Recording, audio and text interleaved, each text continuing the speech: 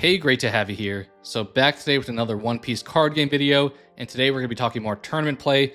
Wound up getting a winner card today with Zoro, so love to see that. Did not wind up getting a three-peat though. I played yesterday in a tournament, went 2-2. I'll quickly touch on that as well, but went 3-1 today ultimately, and placed high enough. There's a lot of people there, so we wound up getting 3 winner cards today, so that was great to see. But I'll go through kind of each of the matches, and then, as I said, open up this card at the end. So quickly, yesterday I mentioned I went 2-2. I just want to highlight those. Played a green film Uta. The opponent I played against was pretty good, and I think there were some situations that a little bit questionable throughout that game, but they wound up winning that one. Then I got matched up against a black Lucci, which is awful for Zoro, as you probably know.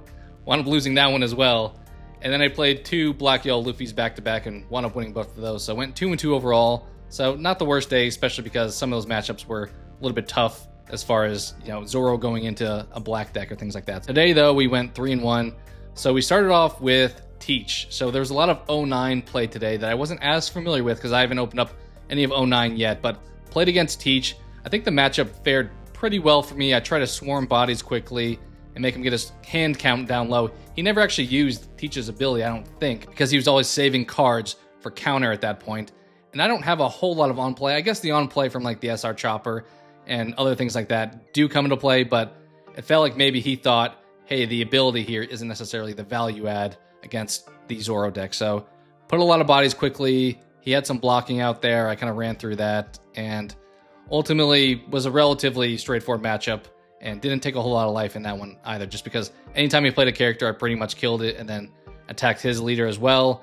And most of his stuff was like low cost where he was trying to draw cards, and I would just swing my searchers at those and take them out. So not too bad of a matchup there.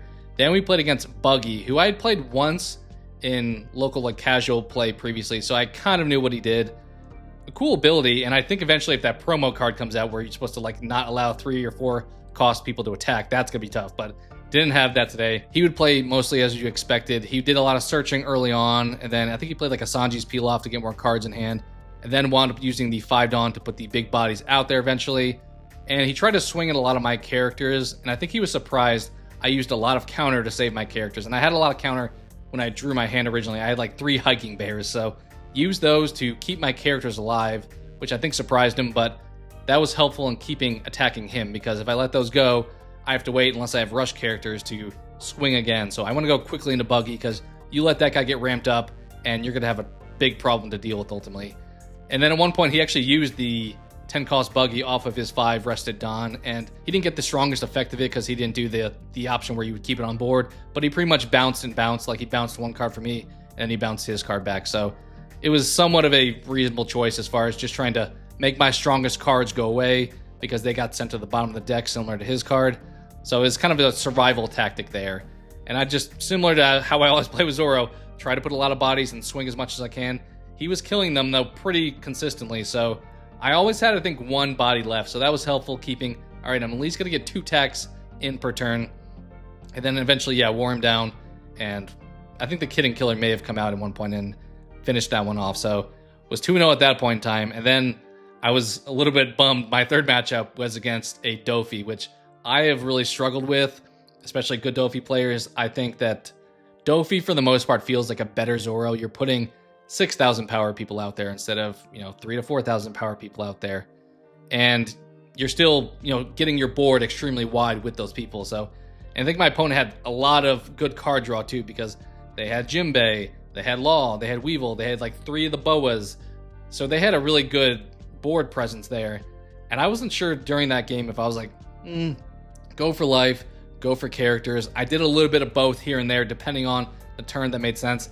Early on, I was like, I'll swing at life. And then I was like, ooh, I don't know if I want to let them just swing with like 5 bodies every turn. So went for some characters as well. I knew they picked up a Jinbei at one point and they already had one on the board. So I was like, if I kill the characters, you're just going to recycle them with Jinbei. So that's why I was a little bit unsure if I wanted to clear board or not, because it was coming back either way.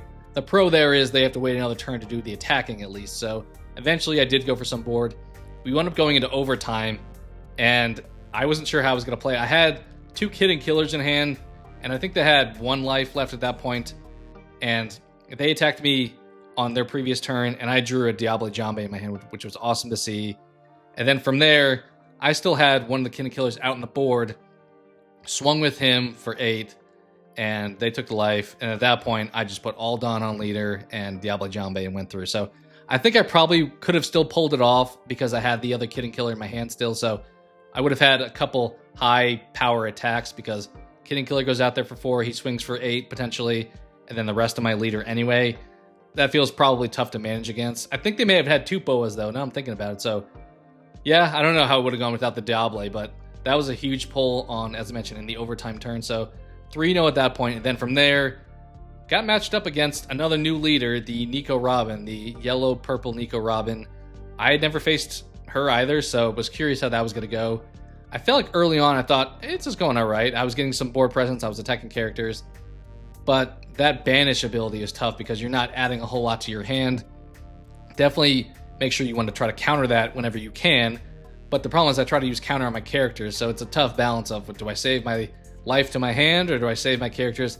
Try to do a little bit of both and got them down to 1 life. And I played a dragon on my final attacking turn.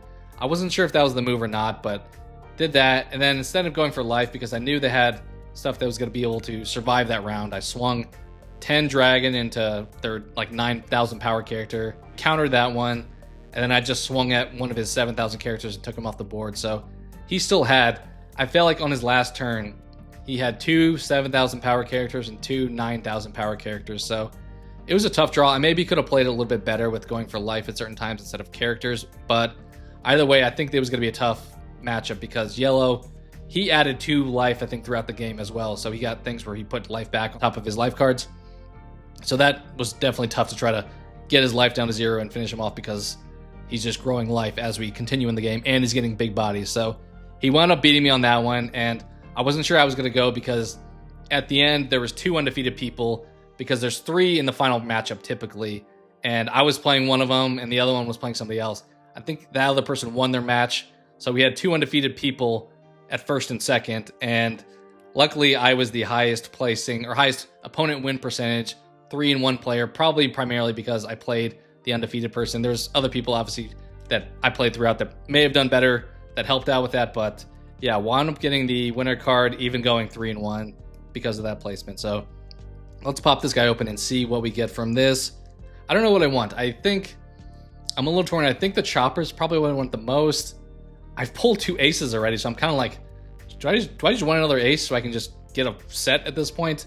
I don't think I want the pudding. I know the Edison was the most valuable, but the guy I played got an Edison, and he looked it up, and it sounded like he's dropped a little bit in price, so I think he's more like $5 now, but we'll see what we get with this one. I'm curious what we get.